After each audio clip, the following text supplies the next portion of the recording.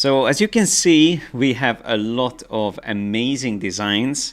Again, we are so happy to get so many amazing and brilliant work submitted, and I'm so excited to start this review.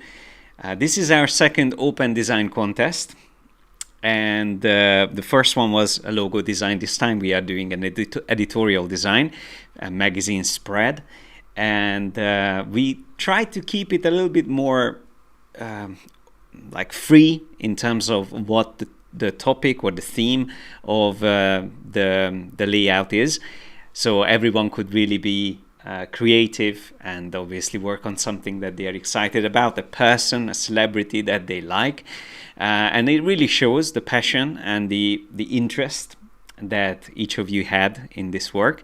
So that's also an exciting aspect of this specific contest. Before we get started with the review, I would love to see in the comments if you can share where you are joining us from, and whether you took part in previous contests or not, and even, of course, if you haven't took part in this contest, you can learn a lot from it, and perhaps you can consider joining our next contest, which, by the way, is coming up soon. So we will announce it probably next week, but it's definitely still happening this year, and that's going to be the last contest of 2024.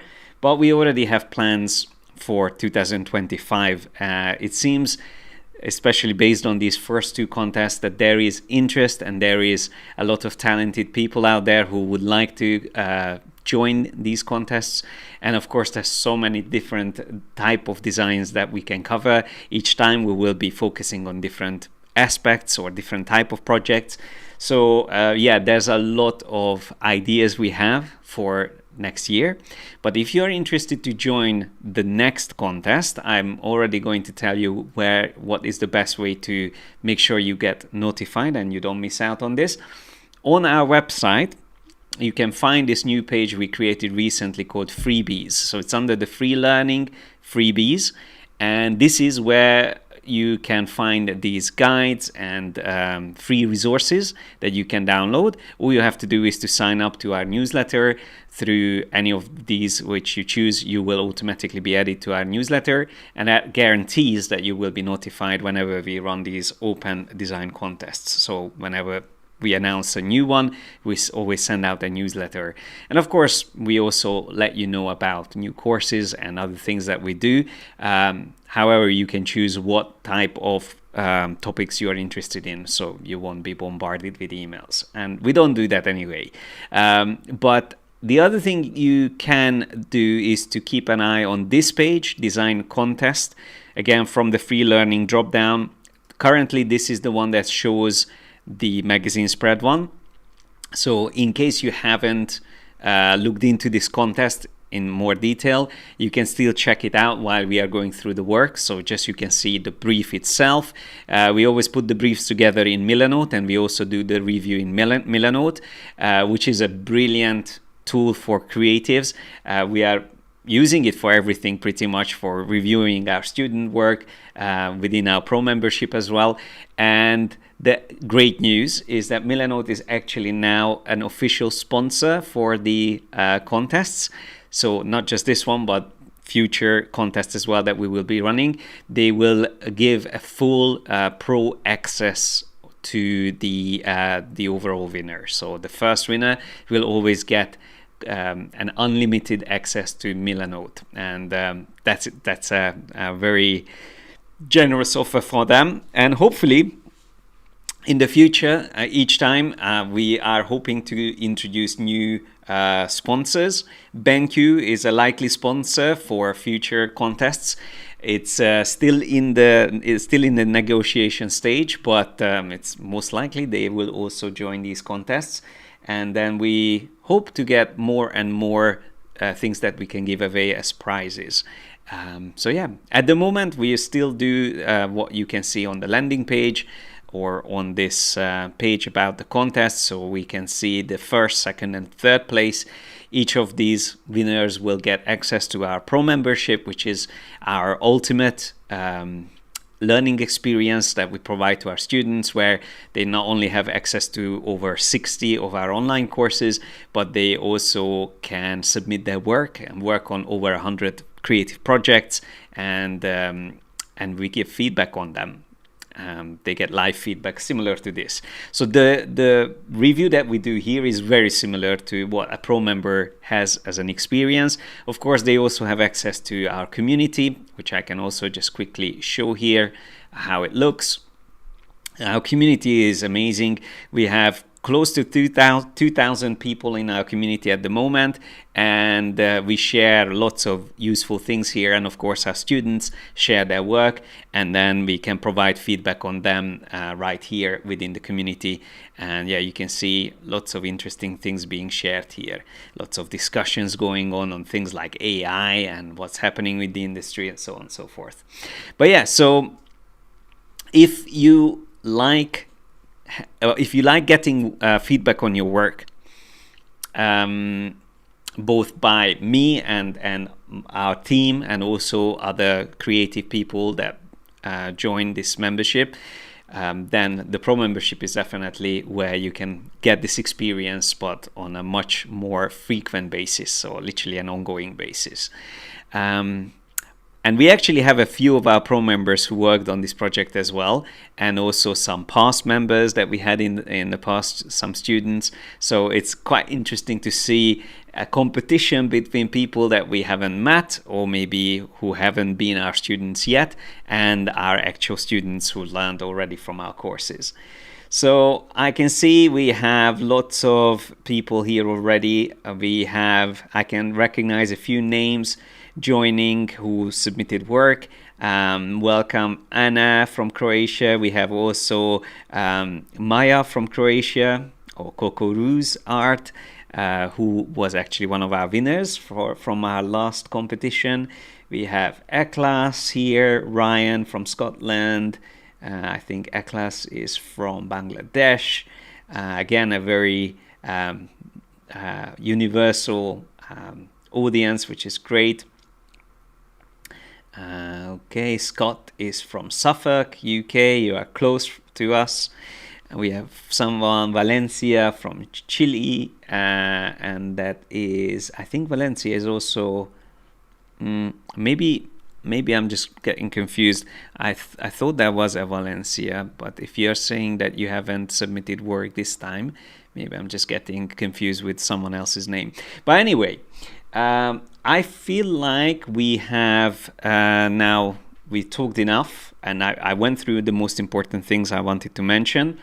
So just a quick summary: we will have another contest this year.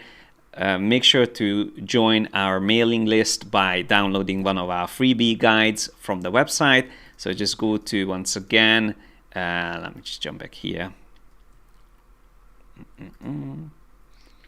Free learning, freebies, and then from here download any of these guides or join our free courses. We have the survival kit for creatives.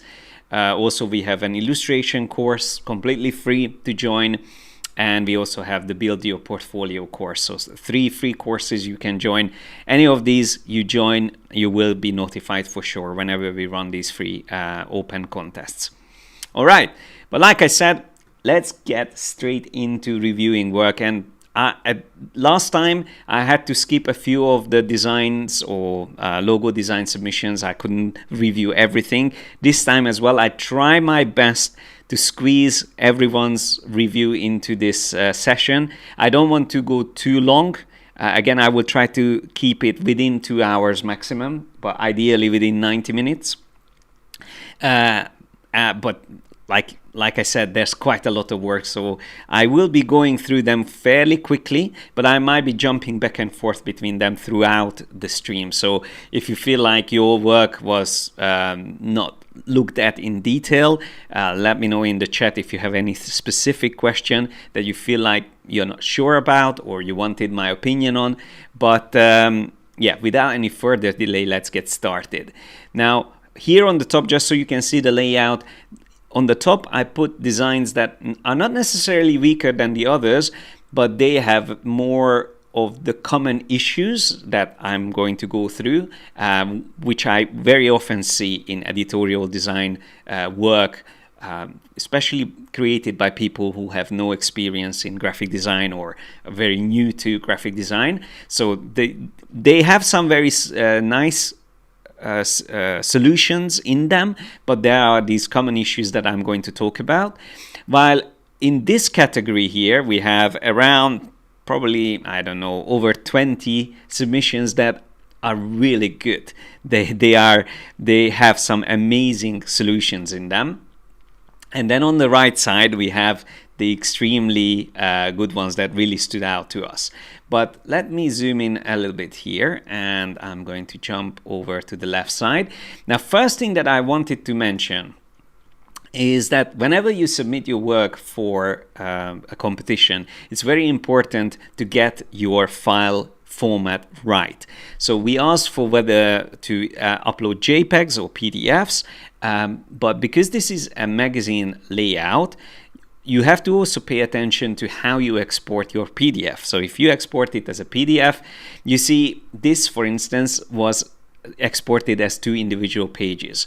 Now, since we are not asking for a print-ready file, it would have made more sense to just keep it as a spread. So, of course, I can still change it here, but it's an extra step that some recruiters or even clients might not might not do this extra step. So whenever you submit your work, whether it's for a contest or a client, you should always make it as convenient and as easy for them to see the final result as possible. And if you have a longer file where you include a lot of information on your process, you should always still start with the work itself. So that should always be the first thing that people see. And then you can go into the detail of how it's been created. Now, besides the format of this submission, we can also see a very common issue is that people who are new to graphic design would not really have a good sense of proportions in the elements, and generally the elements on this page are very minimal for what you would normally see even on the first spread of an article or a feature article like this one. So even here I would like to see the folio or page numbers at the bottom. It would be nice to see some running headers here on the top, maybe a kicker, which is normally like here just before the deck, which is this first paragraph. We have a pull quote here on the left, which is nice, and we have the headline, which is the name of the celebrity. But even if you want to keep things minimal, you should still have these small little details that normally we would get in magazines. And by the way, I wanted to mention this amazing website, Readly, which is probably the best resource for inspiration, where you can really learn about editorial techniques and solutions by looking at all kinds of magazines. And they have so many magazines that you can have access to. It's a subscription-based service. It has a monthly fee, but it's really worth it even if you just sign up for a month. It will give you so much amazing references. So for instance, if we just jump into one of these, you can already see that we have all 190 pages. I'm just going to quickly skim through all the ads, and then we can get into the masthead. And already just simply looking at stuff like this can give you so much useful reference and inspiration of how the visual hierarchy is set up on a complex page like this. And this is what I meant. Usually on a page, you have a lot more information in a magazine. Like here we can see maybe on this previous page, actually there's an ad there. I just want to find a page where we have a little bit less ads. In this particular magazine, it's full of ads. But yeah, let me just find a good example. A feature article would be useful. Yeah, again another ad. But even a page like this, you can see there's more information normally. But yeah, that's a good example. Here we have a very large scale image, the heading at the bottom, and then we have the byline, who wrote the article, who photographed it, and then the body copy itself is up here. So, and then obviously we have a running head on the top and the folio, the page number on the left. So even though there's less amount of details, there is still a good balance between them. There is also negative space, which is another issue with many of the designs, like here as well. Although there is some negative space here, I'm just going to bring up my brush as well, so I can give some notes on here. So yeah, even though we have some negative space here, it's not balanced well. Like the text overlaps the image unnecessarily when there's so much space on the right. Again, the pull quote is overlapping. It's like a forced overlap when it is actually not necessary to be there. But yeah, so there's quite a lot of issues with this submission. We got this one, I believe Anna is here on the live stream. So I really like this composition. It actually works really well. Again, your PDF, when you submitted it, was in 2 pages, so divided into 2 pages. Again, I can of course put them together, but this is, once again, like I said, it's just an extra step that is better to avoid whenever you do send your work for review. And then someone is asking at the moment, can we get the link to the MILANOTE board? Yes, certainly you can. This is something that I'm just going to copy here.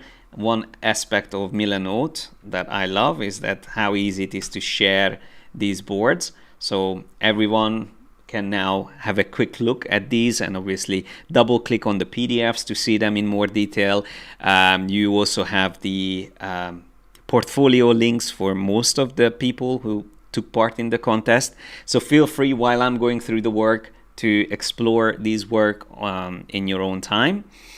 And then going back to Anna's work, so besides that formatting issue, one other problem that I often see with work, like here, is definitely not an issue that we have too less elements. There's quite a good balance of elements, but what I find hard here is to find where I should start.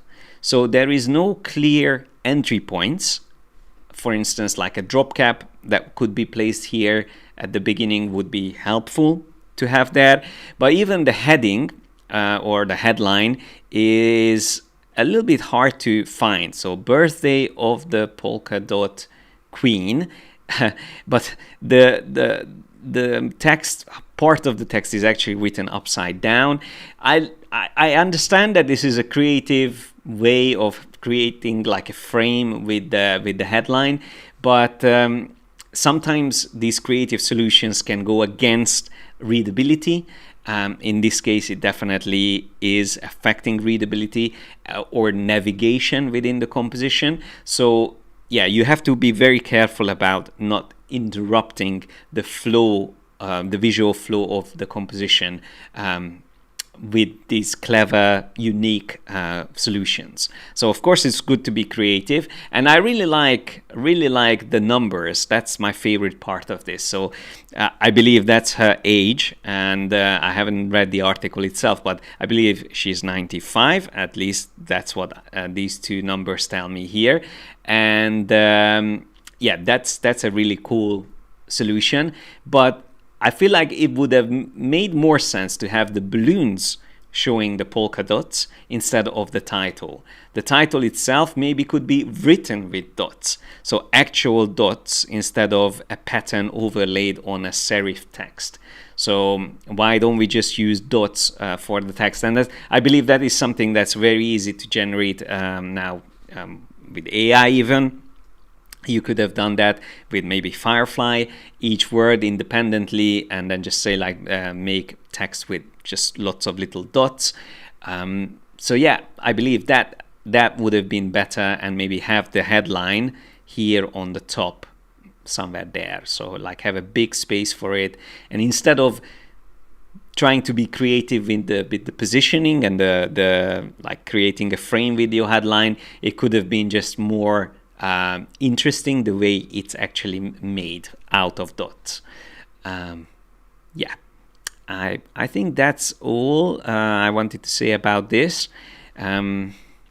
Also, one thing that I don't particularly like is when we have text wrap. Like in this case, we have a text wrap that cuts the left side of text. Or even like this part here, it gets very, very narrow, the measure. Measure is the line length of your text. When you cut into the line length too much, it gets very difficult to read, and also it creates rivers in the text. So that's just something that's good to avoid. I'm just going to zoom a little bit closer to that part there, just to make sure you can see what I mean. So there's like these rivers, the gaps within the text because of the justification. Even though you have hyphens, that still doesn't solve the problem. Okay, but moving on. So Anna, really good work, but a couple of crucial aspects that could be changed to improve it. Now, we have Georgiana's work, who, this is the actual magazine, again, who exported the work in pages instead of spreads, which makes it, again, a little bit more tricky to review it. But there's actually 3 different variations on the same design here. And one other common issue I can highlight here is when you have tonal monotonity.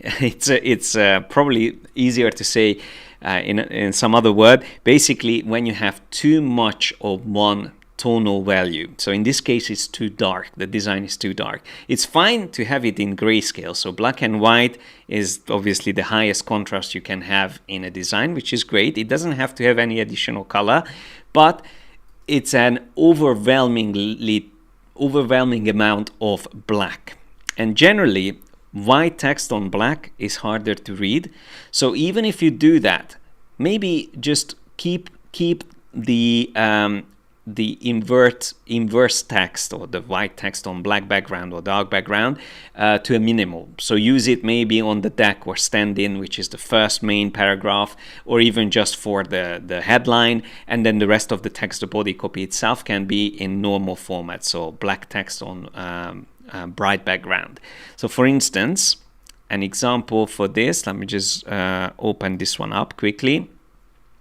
Here we have another monochrome design, completely black and white, no colors, but here we have a much nicer balance and much easier on the eye. So we have a darker tone, like closer to the shadows range on the right side, and then we have this nice bright page on the left to contrast it, to create a nice balance between the left and the right side. So I will come back to this design later, but first I just wanted to say that that's also a very common mistake, that we overpower the design with a specific tonal value, either dark colors, or it can also be a problem when there's too much white space in a design or too much dominating colors. The same issue is when you have a background image that's extremely dominating. So this background image is supposed to work as like setting the theme for the spread, but it's so overpowering that I don't feel like reading the text. And that's readability issue again. I can still read it, so it's legible enough to read, but I don't feel like reading it. And that's readability, right? So it's the comfort of reading something. If that's bad, then you failed in a way as a designer, because you're supposed to get people interested and intrigued to get started reading your articles. And in this case, the design gets in the way of the enjoyment of reading. So here is a little quirky issue when you are using text wrap, and there is a like a counter inside the image that's used for text wrap. That's obviously something that can be fixed easily by avoiding this. I can see another one there as well. So although these are fun little elements, these rulers in between the text and again using text wrap, again, creative solutions shouldn't harm the design itself. And a very important part of a magazine article is the body copy. So the body copy always should be the most important element that needs to work really well. It has to be very functional. So these type of issues, 100% you have to avoid. Besides that, I mean, there's another spread here. This looks interesting, but again, I can see some issues here. However, here the background doesn't bother me as much. Maybe it can still be reduced a little bit in visibility to make sure the images stand out enough that are placed on top of it. But definitely on this page, if there is a ghosted image, I normally call these images ghosted images, so they should be hardly just a little bit visible, right? Like let's just say this is 30 or 40% opacity, I would reduce that down to somewhere between 5 to 10%. And maybe even then, I would fade it out. So maybe only the top part of it would be visible, which is closer to the headline, where the text is very big. And then where the body copy is visible, I would just keep the background white.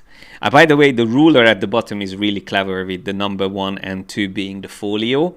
That is probably my favorite part in this design.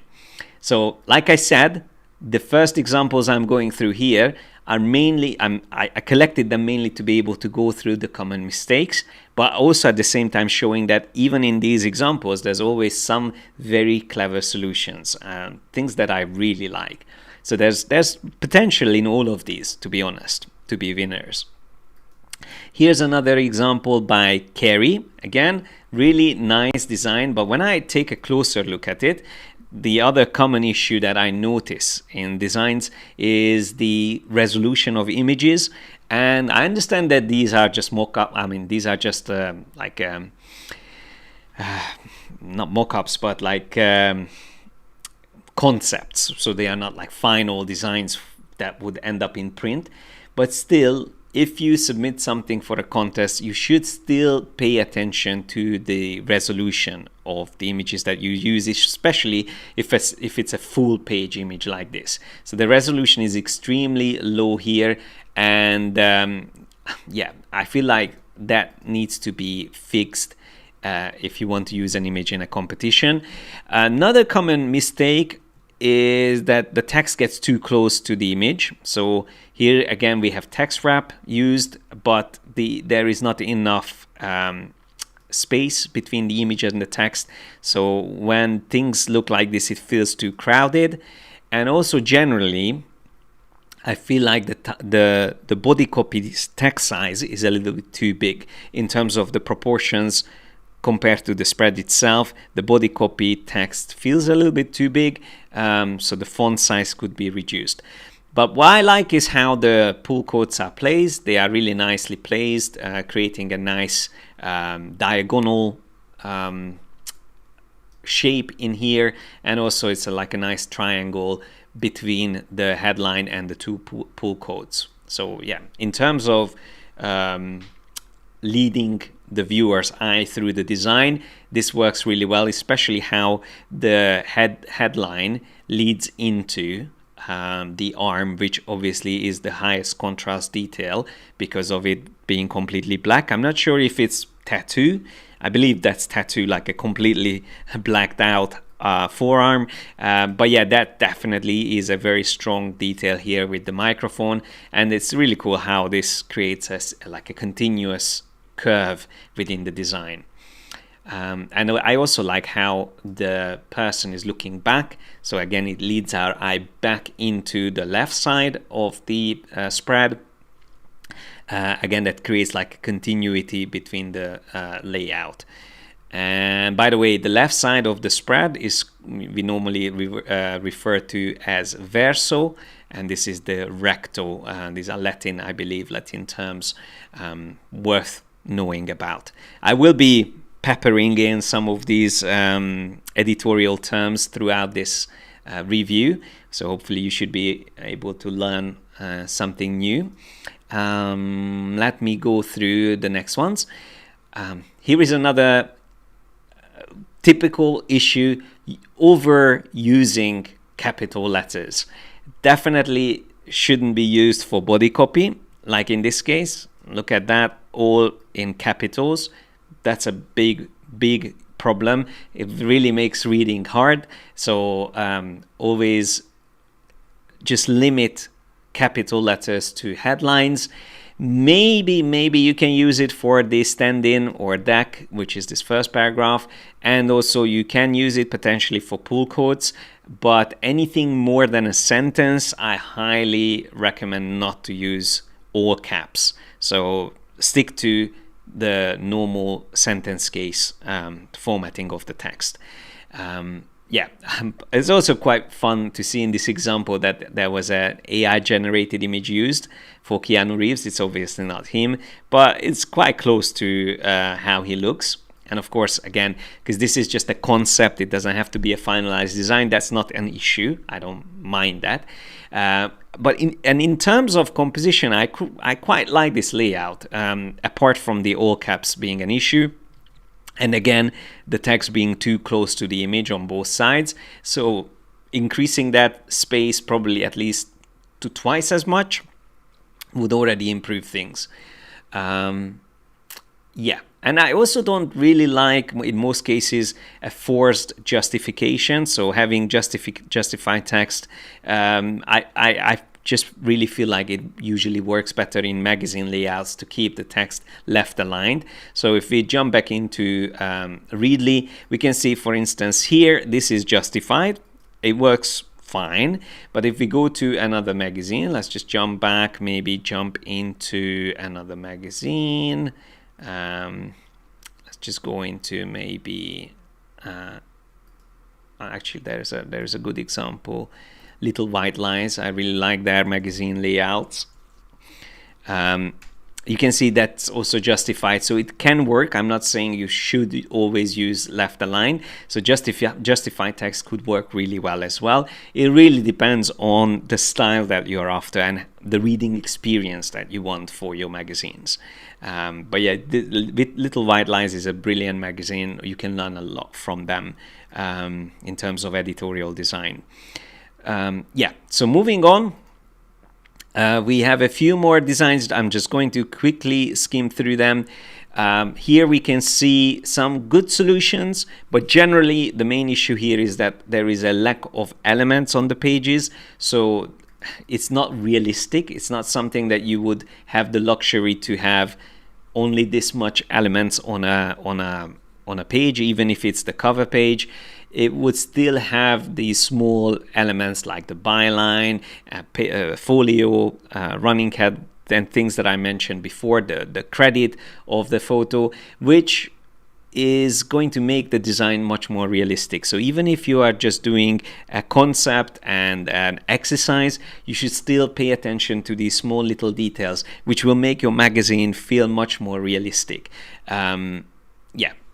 So there's some nice solutions here, but in general, that's also like an unrealistically few elements in the layout.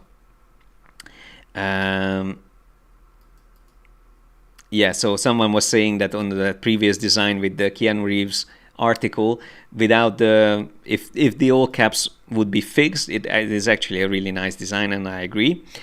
Here is an interesting one. I think this is by Nora. Let me just zoom a little bit closer.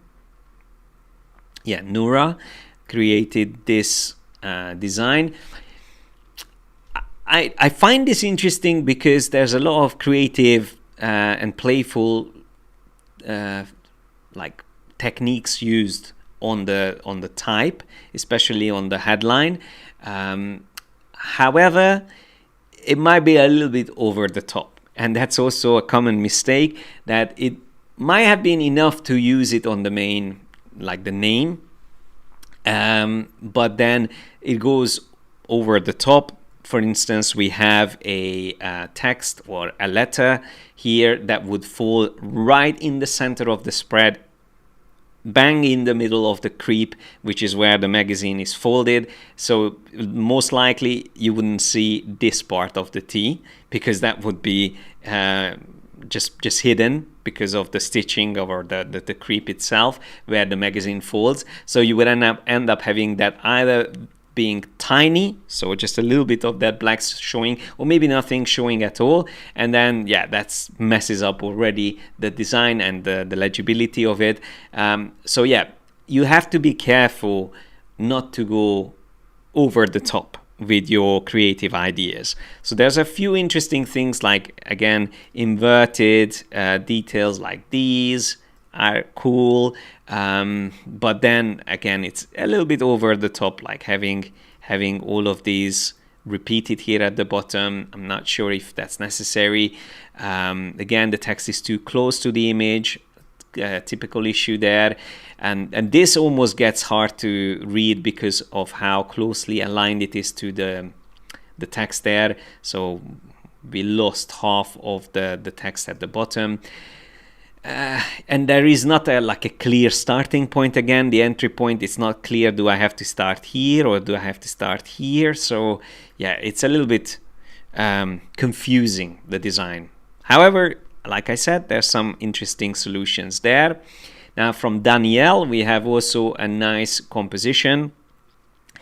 In this particular instance, my main problem is that the line length of each of these columns are almost completely different for each of them. At least this one is much wider than the other ones, and I don't really see the reason for it. So this could have been added like this, just like the other columns, and just have a little bit more negative space on the left or on the right. So we could have a little bit more gap in between them, but most likely it's better to keep your negative space closer to the creep. Once again, that's the gutter in the middle of the page. But besides that, again, this is a very nice composition. Not sure about this fading out of the black background, creating that gradient there between black and white. I don't think that's necessary. I think it would have been fine to have the black here on the left and then just mask out completely the person, the musician on the right. So that way you could just have this in white. I think that would already improve it a lot. And yeah, I feel like the text is just barely readable or legible. I would have preferred the headline to be a bit more legible, but yeah, in general, I feel like it's quite good. There's some issues here in the text. I'm not sure whether that's just because of the way I'm zoomed in. Let me just check. Oh yeah, that's just a zoom issue. It's actually fine. Okay. Now, I probably won't go through all these other submissions here. Maybe I'm just going to show you one more quickly. This is, again, has the potential to be a very good and strong layout. However, it's, again, too dark, in my opinion. So the black is overpowering the design. There is not a good balance between tonal values throughout the design. And again, everything feels too crowded because of the lack of negative space between the elements, or the lack of offset between the elements. So everything is a little bit too close to each other. What I mean, for instance, is here around this pull coat, even though we have this frame, it still feels too crowded. So instead of having that blue frame, it would have just made sense to have a little bit more space around it. Just keep more space around it and potentially move it a little bit higher. I'm not sure why it's not in the center of this block of text here. So again, that feels a bit more unbalanced. Also, one common issue that I can see is when you are using, I'm just going to zoom a little bit closer. When you are using indents, first line indents on paragraphs like this one here, I'm just going to bring up my arrows. So again, there's a first line indent, there's another first line indent. This is fine to use on the paragraphs when there is no line and when there is no spacing between the paragraphs. But when you have a space edit between the paragraphs, this is actually not necessary because it's already clear that there is a division between the two paragraphs. So both the first line indent and the space between the paragraphs serves the same purpose, so it's unnecessary to use both at the same time. And also the first paragraph doesn't need a first line indent because, again, there is nothing in front of it for it to be there. So there's no purpose for it to be there, right?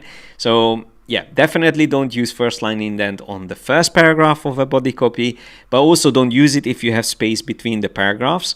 However, there is a consistency issue here because on the right side of the magazine or on the recto side, we don't have space between the paragraphs. So here it's actually useful to have that first line indent. So it's quite a good example to be able to show it. This is where I would use it and this is where I would use it, but not on the left side. However, you should be consistent. And again, I can see consistency issues here. This might not be the beginning of a paragraph, but it feels like it because it's a new column. While again, here we have a first line indent where there is no need for it. So yeah, these are consistency issues you have to fix. I don't see a reason for these pull quotes to be in different size. That's again strange, and also it's quite strange to see 3 pull quotes stacked on top of each other. That's just too much of the same type of content on a single spread. That's very rarely happens, and if it does happen, they are spread out a bit more around the layout instead of being in one place. Yeah, the masking of the image is quite cool, by the way. I like how the text goes slightly behind Tom Cruise. That's quite nice. But yeah, so let me see if there is anything else here. I believe most of the other ones just repeat the same things that we already covered. But if there is anyone here on the call who would like their work reviewed, let me know and I can go in a little bit more detail. Maybe just this one, just briefly, I will show as well. So Evangelina created 3 spreads for Lady Gaga. I believe it's the same copy, but maybe even the copy is changing slightly. I believe it's just variations on the same thing. And there are some really creative solutions here. One major off-putting aspect is the low resolution. Again, that's an issue when you submit your work. Make sure to export it in high resolution. Even if you work on a small screen, you want to make sure that people with high resolution screens will also be able to see it. So yeah, that's just a quick note on this one. That was the main issue that I've seen. So Reem is asking to have his work reviewed. Let me just see if is that here amongst these. I don't think so. Your work probably is coming up later further down. Oh yeah, I can see it. It's right here. I'm going to go through these at the bottom. I will try to go through all of them.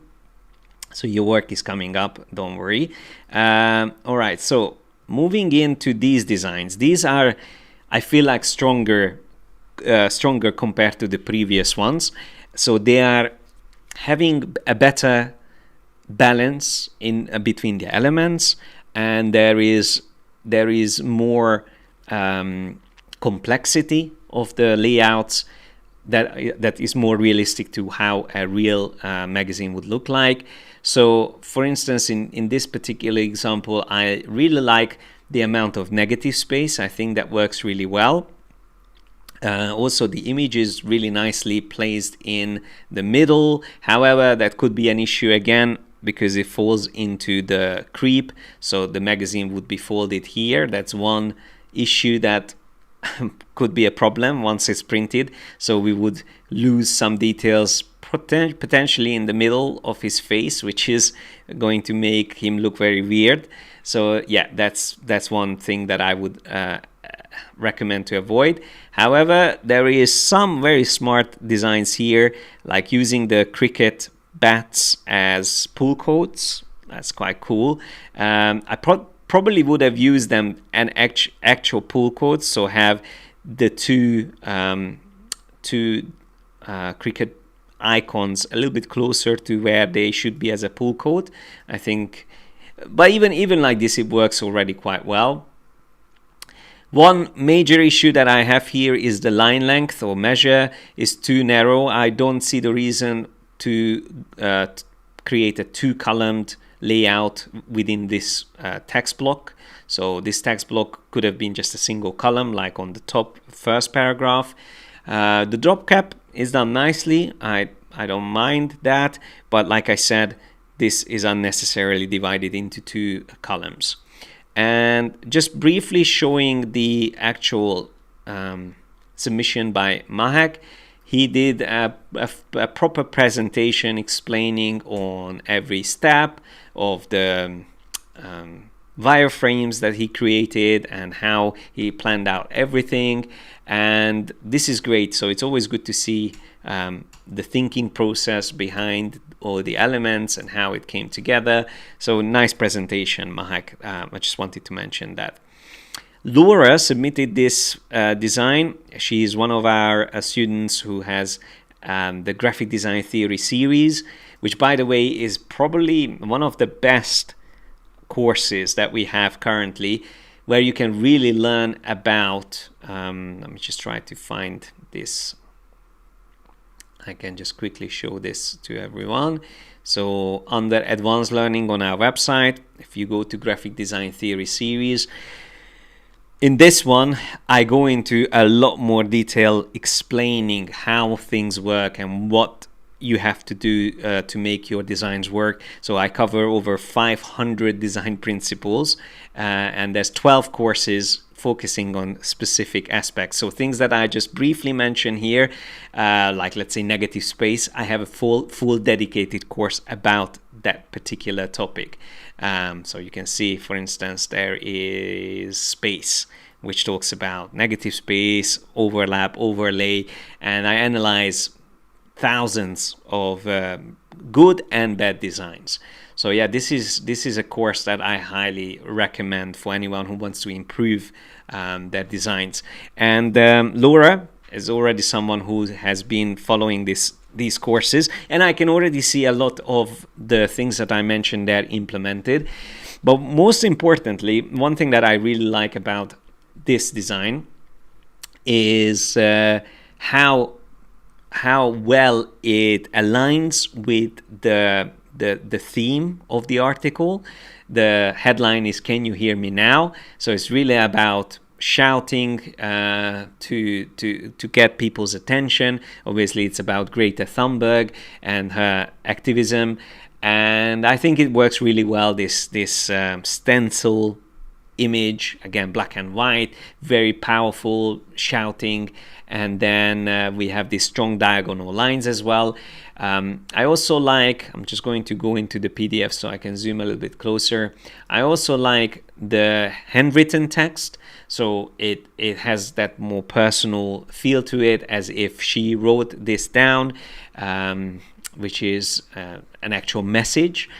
It might be hard to read the text like this, so potentially I would have used something a little bit more legible, handwritten font or script font, but this is still okay. It's still okay to be able to read it.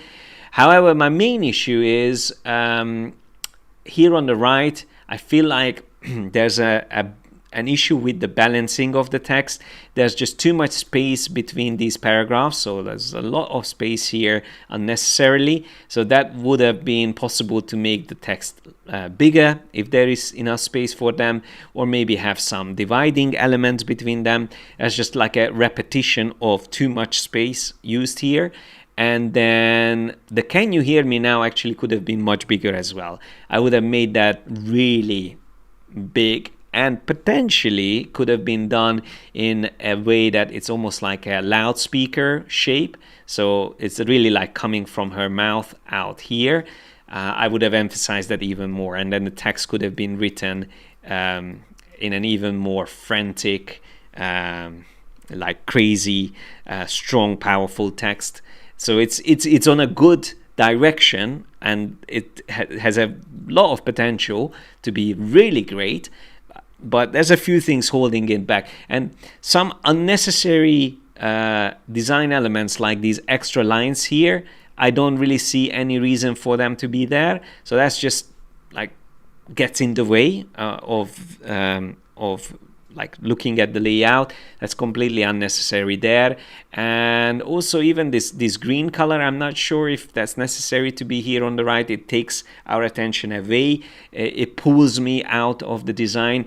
When you put things on the side or the edges of a magazine page or spread, especially on the right side where people naturally tends to look to, because they are scanning the page and then they are planning to turn the page, if there is something very dominant element there which actually doesn't have any meaning, in this case that's just white space or negative space, that's actually again counterproductive, because you are you're pulling people away from your actual spread. So yeah, you have to be very careful what you place on the right side of your spread. That's all I'm saying. So if there is something there, it has to have purpose. If it doesn't have purpose, eliminate it. And less is more in general. So the more you can eliminate design elements, the stronger your design will get. All right, now we have another design by Minia. This is a really nice design. I really like it. It has a really good balance, has a very nice composition. I like the headline, works really well. A little bit hard to read the name, but then we can see the name again here on the right. I'm not going to attempt to pronounce it, but yeah, I guess you can see it still here on the top. It's a little bit risky to have that much covered up from the text, but sort of is still legible with this ultra condensed font that we have there. And I quite like the fact that it's also used on the drop cap here to create that entry point. Yeah, I don't really have any issues with this. Maybe one thing that I feel like is not really necessary or could have been done in a little bit more balanced way are these and again, the submission is divided into pages, which makes it a little bit harder to see it. But yeah, so these elements here, I feel like could have been scattered around a little bit more on the page. They are overlapping the arm, which is actually one of the very important elements on this layout. So this arm is a leading line between the two sides. So from the left side, from her face, obviously we come from the headline, the face, and then this arm is leading us onto the rectal side of the spread, and then these things just interrupt that flow.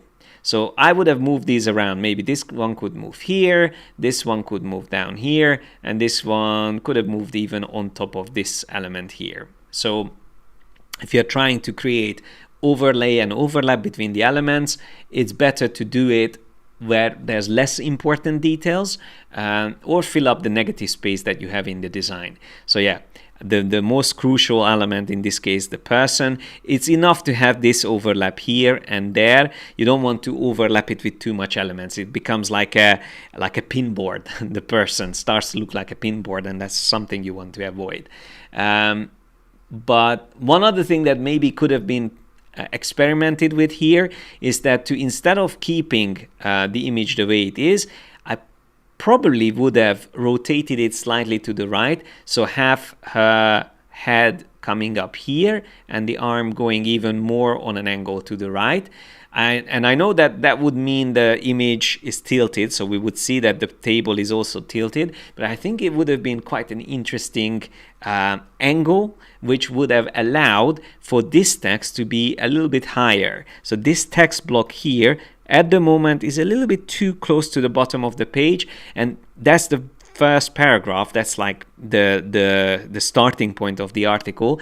So by moving or rotating the main image up, this would have been able to come up maybe to here. So have a little bit narrower columns, but they would have a little bit more height on them. So that would allow the entry point to go a little bit higher on the page instead of being all the way at the bottom, like 20%. But besides that, I love this design. It's really nice. So well done, Minia, on this. We have Paul and Paul's work on Gene Wilder.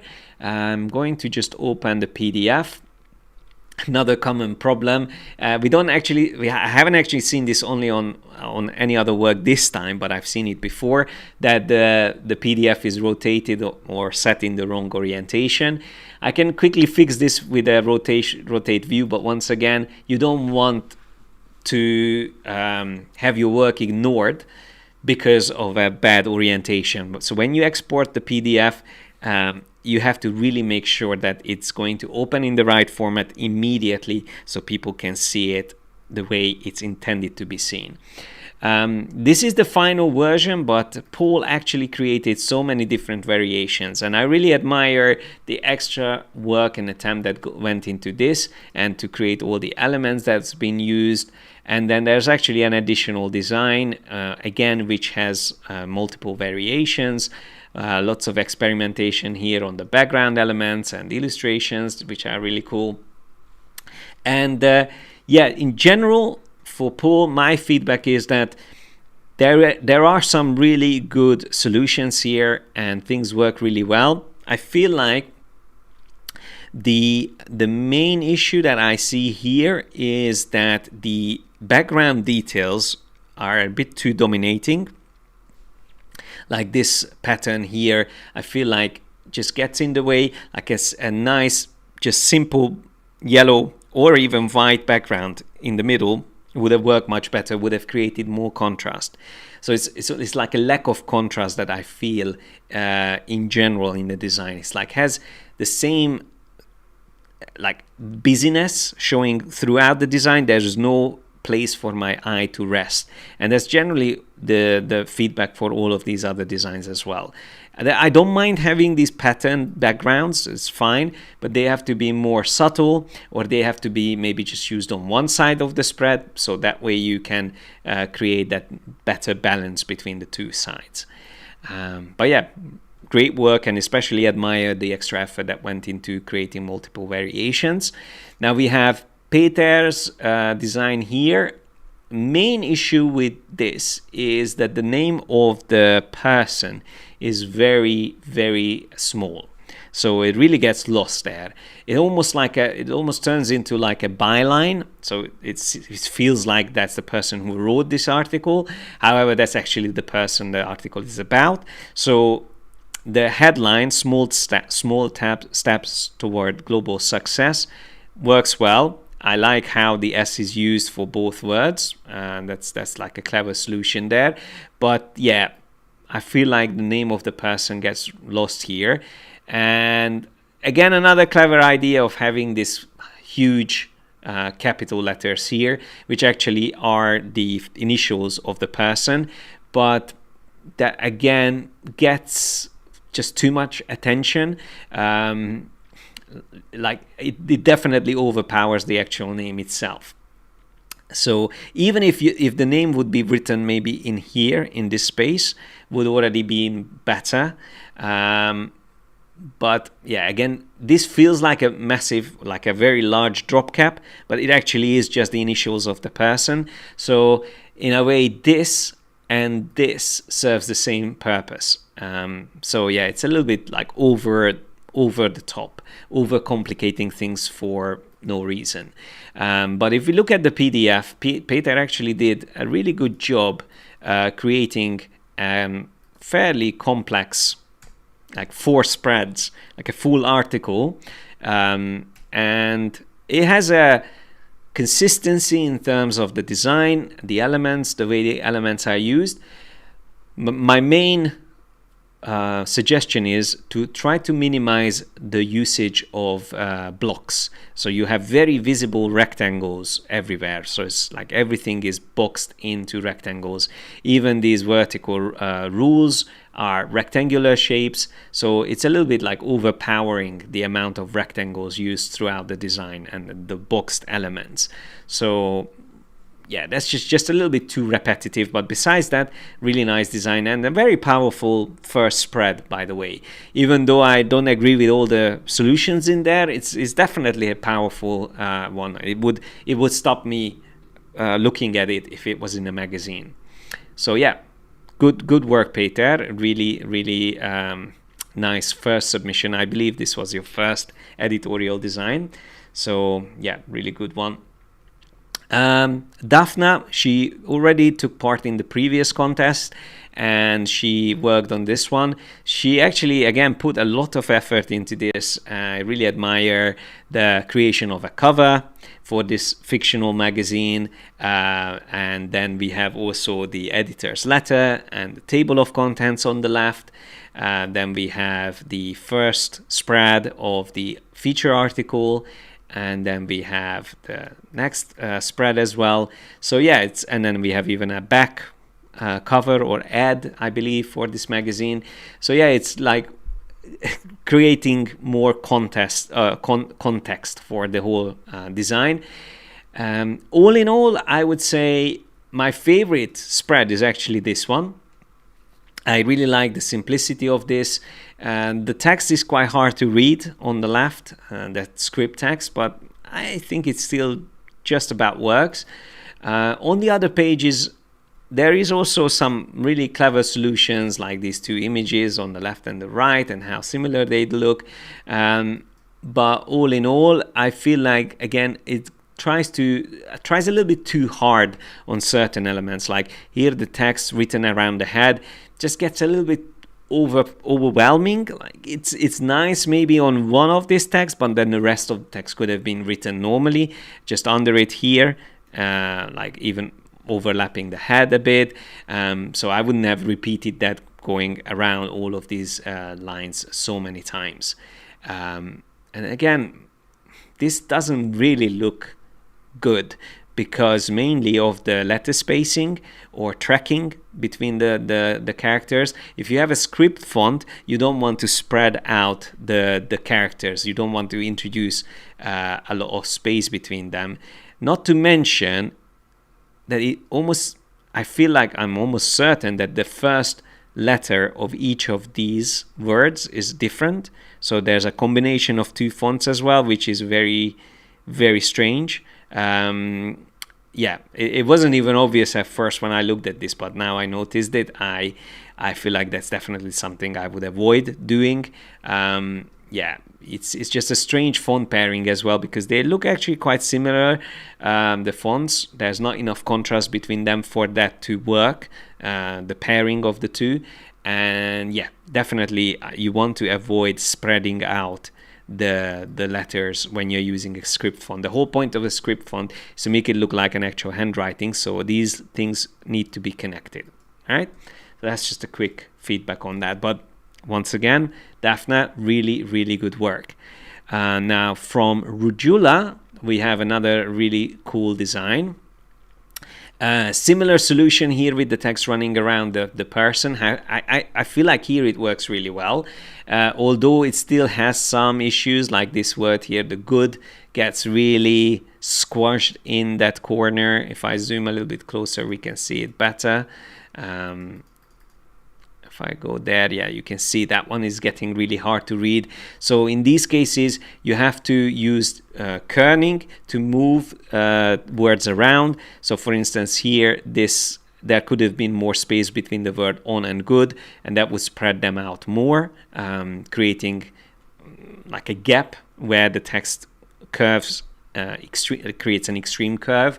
The same thing here again, you want to avoid the letters getting too close to each other. So when you have text on a path, there's additional things that you have to pay attention to, and you have to be careful not to again affect the readability or legibility of the text. But besides that, it's a nice design. A little bit too simple, this second spread, but I like this first spread. There's some nice solutions in there.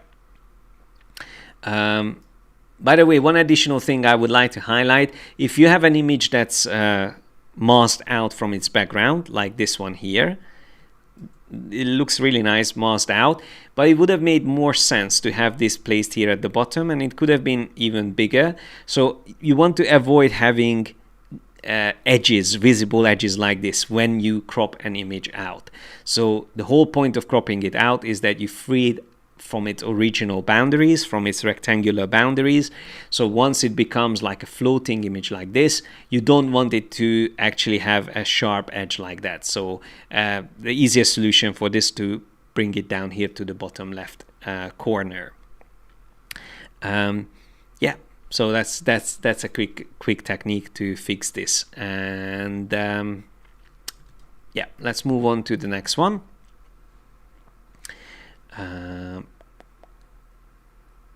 Yes, you will be able to get the other link for the previous MILANOTE board as well. I was planning to include that on the landing page for it, but I think we will be able to have these links somewhere easily accessible. I will think about it where is best to share it. Most likely it will be on our website somewhere easy to access. Now, moving on to the next design from Jacob. Actually, sorry, Jacob is the person in the article. It's by Nadif. This is a very nice composition, really well balanced. I like the amount of negative space. It works really well. I like the subtle overlap between the elements. So we have, in a way, 4 things placed on top of each other, but they all work well. So we have these lines in the background, on top of which we have the runner, on top of which we have the title, and then the runner interacts with the text, the body copy as well, by having that text wrap around it. So these like layers on top of each other, but very subtle, in a very subtle way. So it's not over the top. I really like how this text gets full attention. Now, one thing that I noticed is that these lines are different in thickness. I'm not sure why is that necessary. I believe these are the racetracks, so they should be equal in size. So this one shouldn't be thinner than the one on the other side, and simply by having them all the same line length would also fix the issue that we currently have, that they are not perfectly aligned to each other. So when you are changing line weight and trying to use a radius on lines, they will be inconsistent, so they will look slightly odd.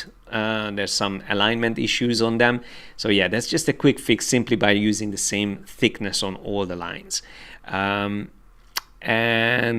I feel like this horizontal rule that we have here is probably not necessary, or even if it's used, I would use these text a little bit higher. So at the moment it's too close to that line. So if there is that rule, I would just move this higher up here. I probably wouldn't have this much gap here. Instead, just move this text a little bit higher like that, because at the moment that makes it feel like I have to read this first and then this, and then read these two together. Actually, it might be the case. Yeah, that's the case. So in this case, I would actually move that rule down here to make it clear that there is a reading direction going from this column to there, and then reading these 2 columns after. So yeah, in this case, I definitely would use a rule here between the 2 block of text.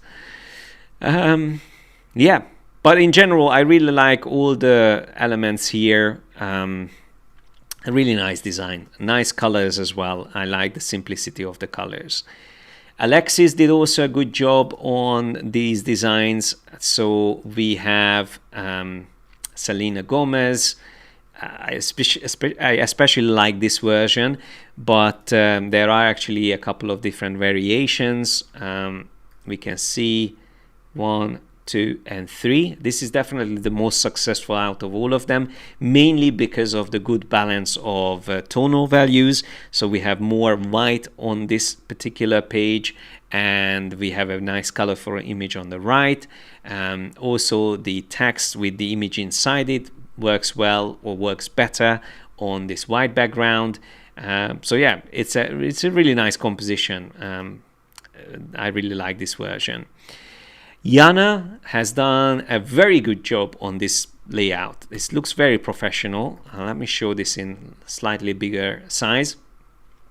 This to me is a very good composition, even though there is a black inverted text, black background, white text on the right. It still works because we have this contrast on the left, so we have enough to balance things out. And I really like this font. I think this font works really well. Not sure about the font used here. I'm not sure if it's the same font. It seems like, yeah, it's the same font.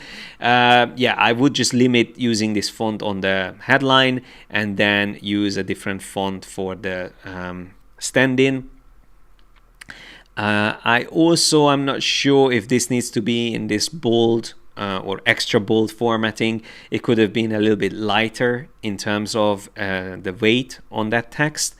And then the rest of the design works really well. Now, one additional thing that I would mention here, since this is about an illustrator and we can see her illustration here on the right side, I probably would have used maybe a few more of these elements on the next spread, so we can actually see her illustration also used here on this B, the cap, why is it drop cap, but then we can also see it here on the next side that there is just not enough of the illustration used, so it's just gets lost a bit, and this spread actually gets overwhelmingly dark. And also one additional issue here, too close, the text to the edge, there's not enough space there. So yeah, it feels very crowded on this side. It feels very spaced out on the left side. So there is not a good balance on this spread. The first spread looks much more professional. So yeah, Jana, good direction, really good solutions there, but yeah, there's some place for improvement. And then let me just speed up my review a bit because I'm sort of running out of time. Ream has done a really good job with this design in terms of colors and in terms of integrating elements. Like, I really like how the image of the person is integrated into the calligraphic writing. Also how the calligraphic writing is used as a pattern here on the top. The main problem I have here is that the text, the body copy, should be smaller in size and also give it more breathing space. So you have the text too close to the edges everywhere.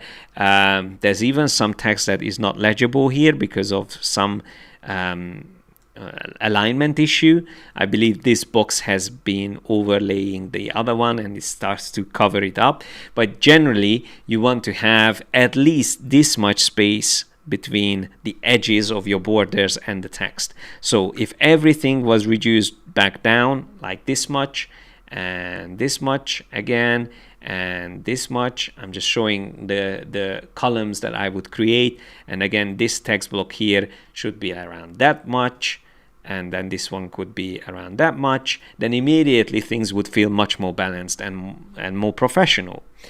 Yeah, so in general, that's what I would want to say for Ream. Now for Peter, we have one of the spreads here, but Peter actually created a magazine cover as well for this article, and then the article itself. Again, I feel like overwhelmingly dark. Has no problem in having dark background, especially when the theme is, I believe this is heavy metal or something that obviously works with this visual theme. That's perfectly fine, but it shouldn't be overwhelmingly black. So maybe just the top half of the spread could have been inverted and have it in white and then write the text in black. So have some kind of interruption, some kind of division within the page if you want to use dark background. Then we have this really nice design by Isabel. I really like the way the photo is used. and how this bench is running across the page and then the text is overlaid on top of it. I also like this spread. It works really well. There's good balance and interesting layout, some good solutions. Generally, my main feedback would be to have a little bit more spacing between the lines, so the leading could be increased up to somewhere like this and move it up a bit. It just feels a little bit too squashed. The name as well could have a little bit more tracking, so letter spacing, spread it out a little bit. Again, it's a little bit too close to each other there. And then the same thing with the drop cap. The drop cap is a little bit too closely aligned to the text, so the text could have been moved a little bit to the right. That's just a simple kerning, again, used within InDesign to create that space between the drop cap and the rest of the text. And remember what I said when I talked about the pairing of two different fonts, and I said like it's better to avoid it. In this case, it's perfectly fine because it's so different. The two fonts are completely different, and the word magic gets a huge emphasis by having it written in a a handwritten font or script font. Here it's perfectly fine. So yeah, it depends on the contrast between the two fonts or typefaces. So if there is enough contrast, it's perfectly fine to do the pairing. Now we have Ed Sheeran design or article by Petya, which looks really good. Let me just open up the PDF. There's actually two pages or two spreads. So if I just zoom a little bit closer here. Oh yes, this is also another issue, a common issue. If you combine different elements into a PDF, make sure to have them the exact same size. So if I zoom out, that's also a very common issue that I see. Let's say this first spread probably was created in Photoshop while the rest was done in InDesign, and then when it's combined into a PDF, it looks strange, the proportions, and it makes reading it hard. So when I have to zoom in, it's just a struggle to get to what I'm looking for. So yeah, you definitely want to avoid doing that. You want to make sure that the spreads are the equal sizes. So there's some really nice solutions here. This spread looks really good as well. I think it works really well for the artist. It communicates the style and the genre, uses those elements as well. Yeah, I think it works really well.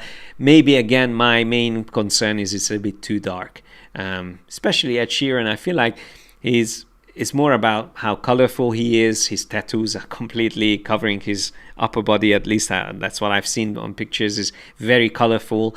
So although you have lots of pop colors used throughout the design, still it feels very dark. So it's very heavy on black. Maybe that can be reduced and include a little bit more white in there. Like here's a good example of balancing black and white. It's a nice inverted design, white on left and then black on the right. That already feels more interesting to look at instead of an overpowering amount of black. So Stephanie did a good job on that. By the way, there's more pages in here and even a cover design.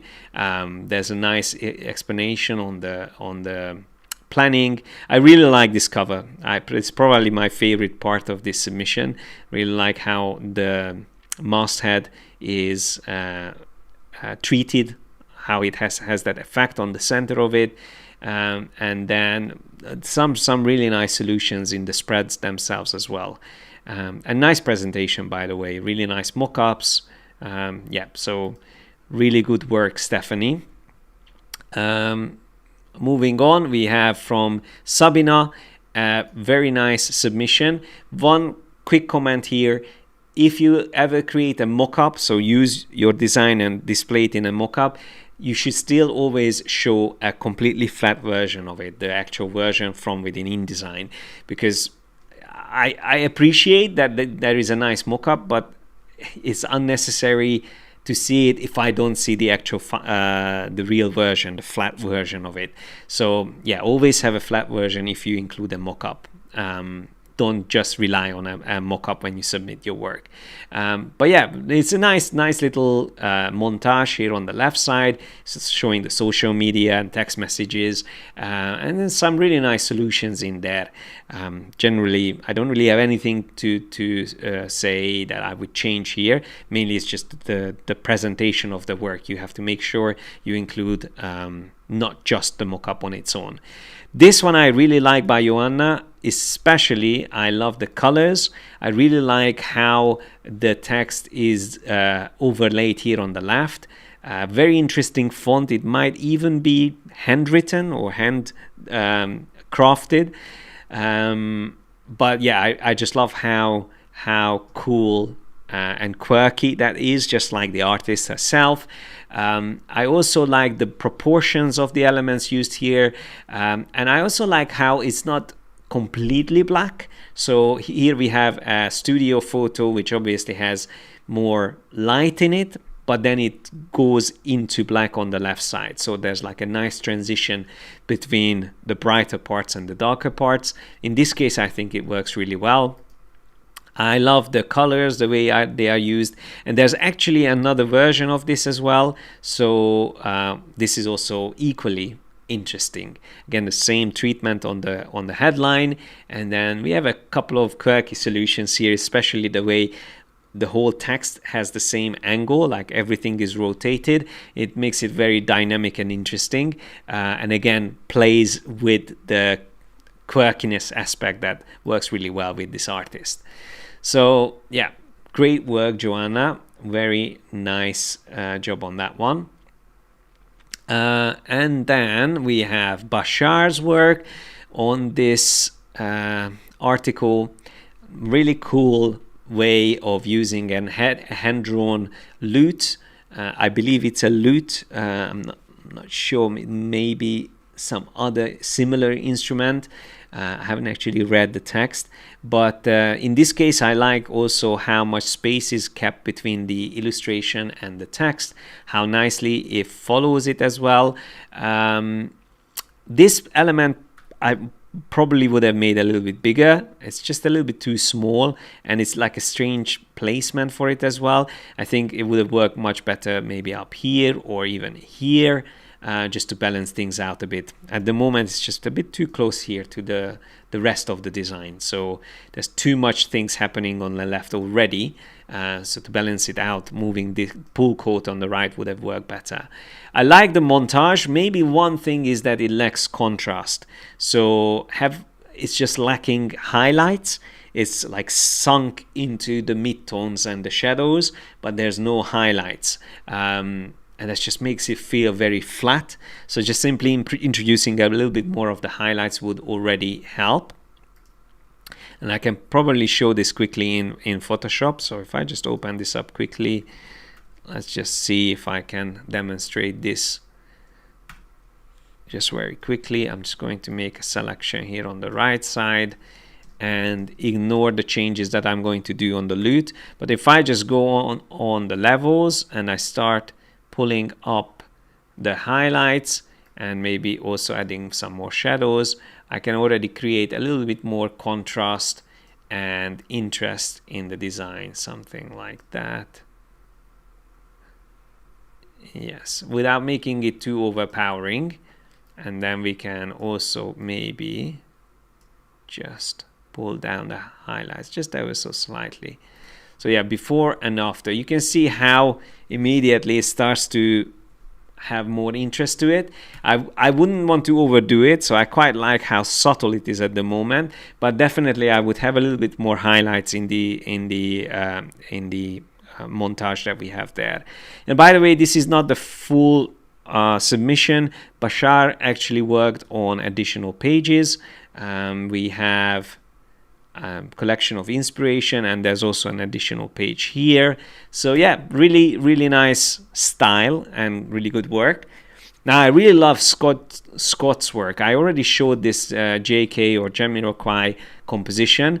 This is one of the most professional layouts I've seen. Not completely perfect, but really like how everything is put together here, how that subtle illustration that is very recognizable for Jamiroquai is behind him. But this is actually not the version that Scott decided to use as the final design.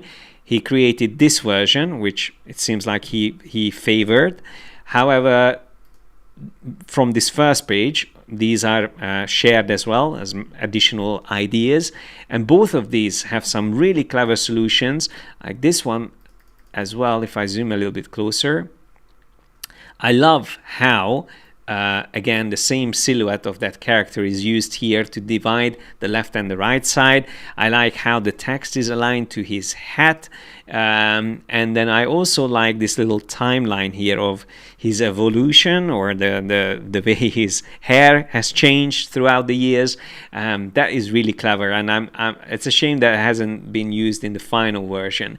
But this is why it's so important to share multiple versions with your client, or even when you submit your work in a contest.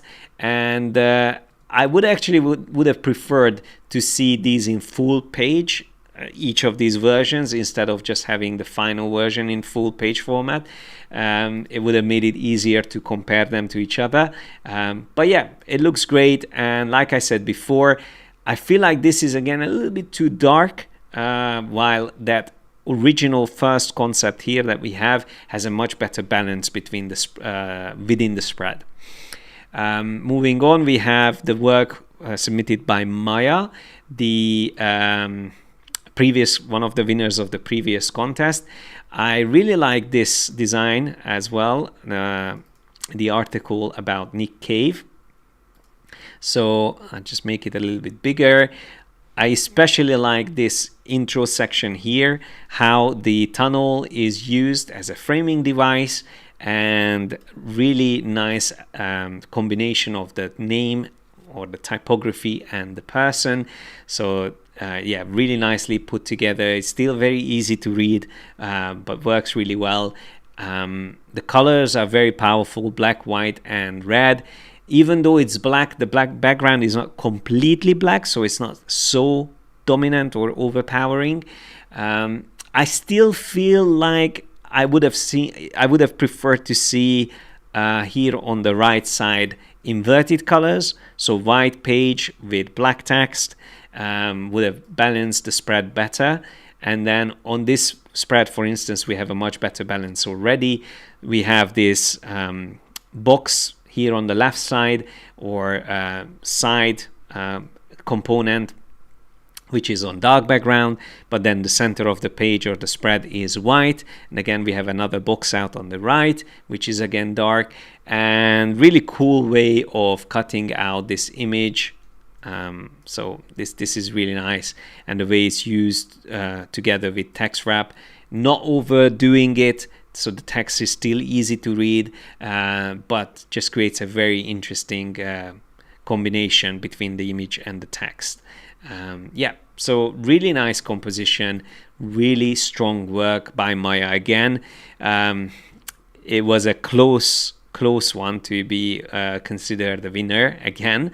Then we have, and we are almost reaching the winners now, not much left until we announce the winners. So we have Marta, who also created two different designs. I'm just going to show them like this. Some really clever solutions here as well. I like how the negative space is used, and also these unique frames are used on the text and the image, creating repetition.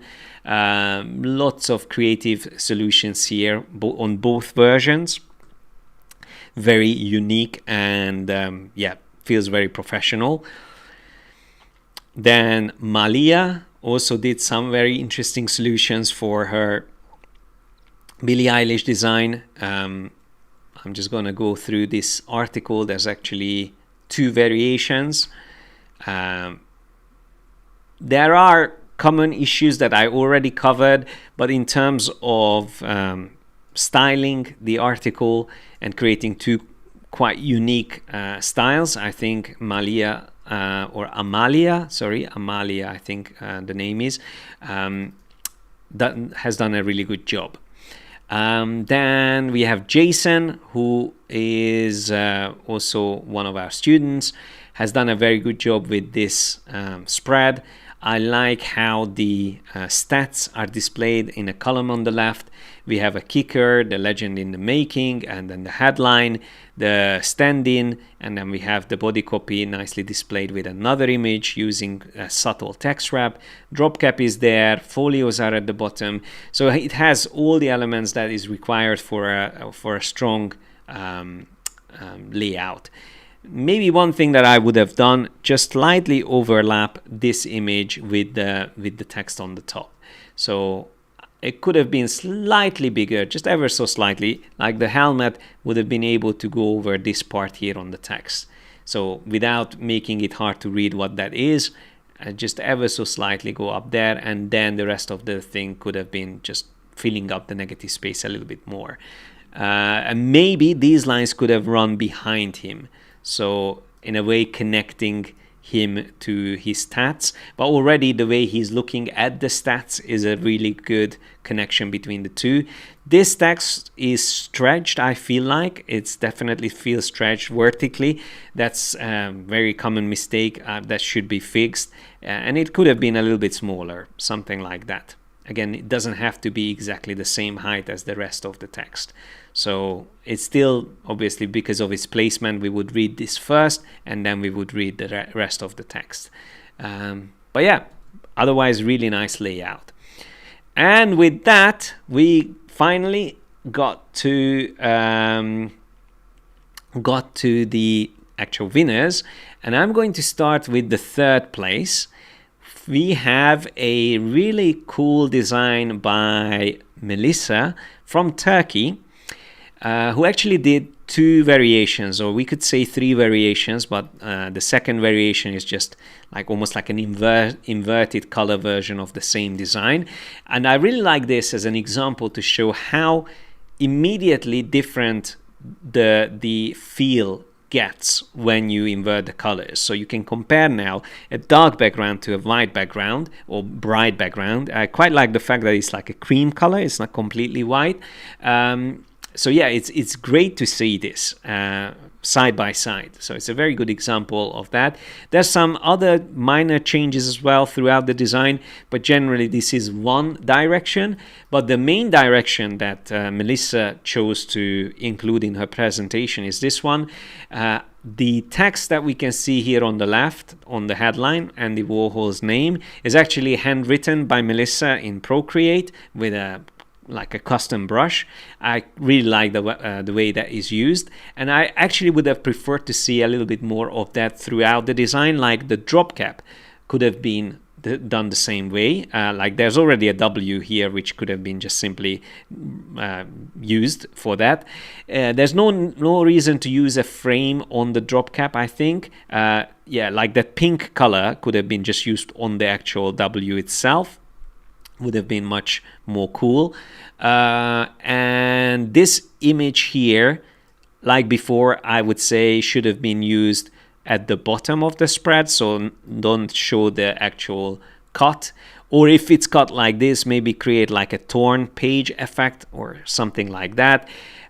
Maybe this could have been rotated slightly to make it also feel like it's a bit chaotic, has that montage type of effect. And also in terms of typography, I feel like this could have been a little bit braver, just like how the headline is used in this handwritten font. I feel like maybe a little bit more experimentation of fonts could have been introduced, like this pull quote could have been done in a different font. And generally there's just too much frames going on here. There's a frame around the page itself, obviously, then there's frames in the background, there's a frame here, this white border, then there's another frame inside, and then there is also another frame there, and generally this feels also like a frame itself. So a little bit over usage of framing elements that should be improved and refined, and even these lines here are trying to frame the elements. Those are not necessary. So I'm giving a lot of feedback on this because I find it like this has so much potential. There's little tweaks here and there that would make this really jump from like a 6 to a 10.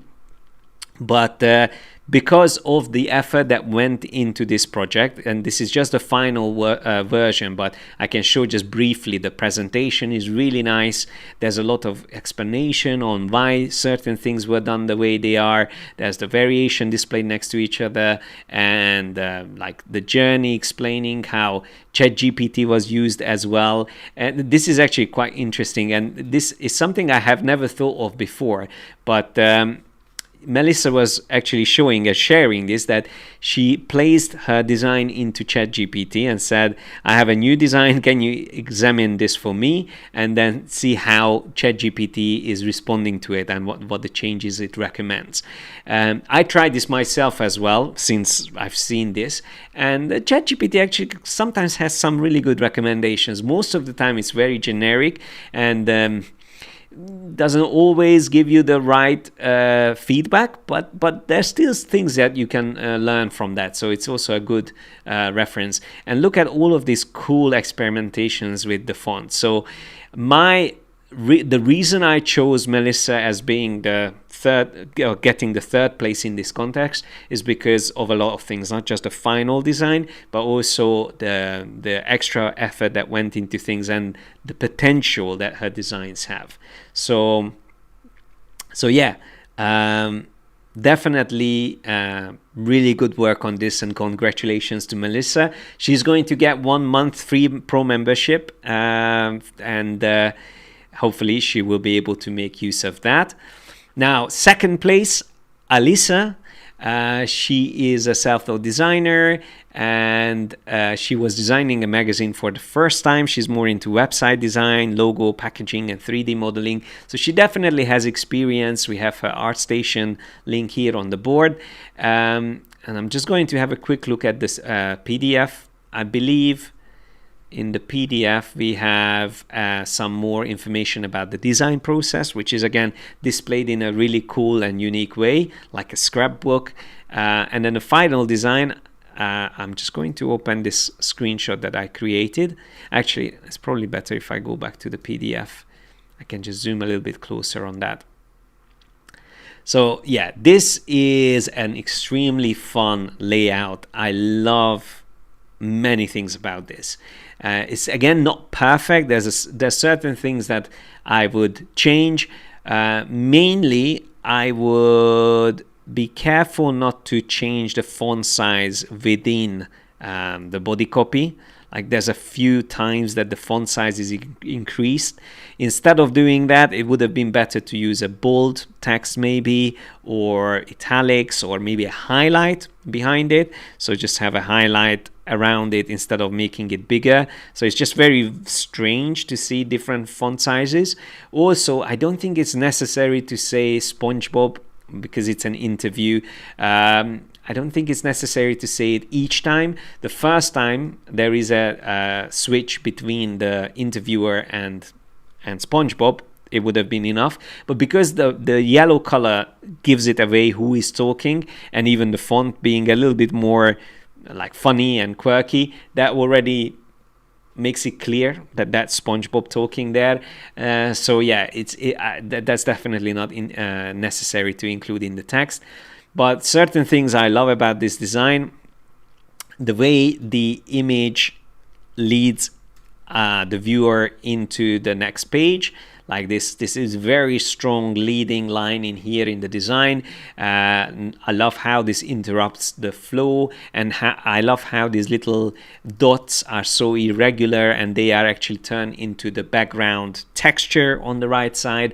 I love this little visual journey here on the right, which is like a little maze that we can go through. And I love this font at the bottom. It's really cool, works really well as a pull quote. And there's some really cool combinations here. The torn paper effect I mentioned earlier is a very nice touch as well. And yeah, just the general scrapbook feel of this, like collage elements put together, just great. Every aspect of this. So really, really unique and strong composition. I'm not a fan of SpongeBob. I have actually not seen any SpongeBob cartoons, even though I love animation, and you can hate me for that, but I don't know why. It's just one animation I've never got into, but I still really like it, and I recognize the theme of the show in this design. So Alyssa got 2 months of pro membership from us for this, being the second in this competition. And then finally we have our winner, Maeve, from Ireland. So I hope I pronounced her name properly, Maeve. She is actually a pro member already, but that's not a limiting factor. So we can have both students of ours being winners or non-students being winners. Like last time, I believe none of our winners were already existing members. Actually, there was one, Magdalena. So there will always be a competition between our actual students and people that haven't been our students in the past. But that's why we call it an open contest. So we are actually letting people compete with each other. So in this case, in this time, we actually have our overall winner, one of our existing pro members. Maeve been with us for around 3 years as a pro member, so she's really improved a lot throughout the years. I'm just going to concentrate on her current submission, but it's definitely something that I can see in her work, a lot of improvement. And so she chose Sir David Attenborough as the celebrity to feature in her article, and it's just a beautiful design. I love many aspects of this, like the subtle decorations, these floral decorations on the headline. Looks great. I love the balance of things. It just feels really nicely laid out. And then I also like this spread. This is again beautiful, really well balanced. Lots of green on the page, but it's not overwhelming. Things are still separating nicely from each other. And then on the third spread is probably my favorite. I love how the roots are displayed here and how it's interacting with the type. It's still legible, easy to read, but really nicely integrated into the composition. And here at the bottom, actually, Maeve is mentioning or having a little extra information that the content was written with ChatGPT and edited in some places. The images were created generative AI. Mainly Adobe Firefly, it seems like. So yeah, even though there's AI images used, they are used in a very clever way, and it's quite hard to tell what's AI and what is not. Like, obviously, David Attenborough must be real pictures, but probably this tree potentially, and even the environment might be actually generated. This image most likely is generated. There's a few giveaway signs of it, but it's done in a very professional way, or it's been used in a very professional way. So I have nothing against AI or generated images if they are used in a clever and subtle way. And in this case, Maeve done that. And there's just so many nice solutions here. And remember when I said I don't like completely dark spreads? In this case, again, there is this subtle, visible details in the background. So it's not completely black. There's some other roots showing up on the edges. So there is still some visual interest instead of just having something completely black. Maybe one thing that I would have done is to have this block here turned white. Or it could be semi-see-through or like semi-transparent to show a bit more of the background. But I feel like it could have been just simply completely white as well. It may be a little bit overpowering, but I feel like that would have helped to have some white in this spread, just to break things up a bit, because all the spreads are quite dark in terms of tones. So just to have maybe just at least one side of a spread being white would help to create a nice like flow and interruption in the design. And one little thing here that I'm not sure whether it was intentional or not is that how this pull quote here is not aligned with the box behind it, so it feels a little bit strange the way it like pops out of the frame.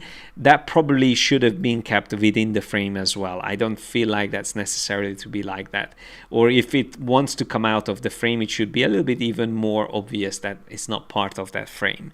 But these are just very minor things. And maybe one additional thing for the running head, I probably would have used a sentence case or title case in this case. So having, again, not all caps, but just each word starting with a capital letter instead of writing it in all caps.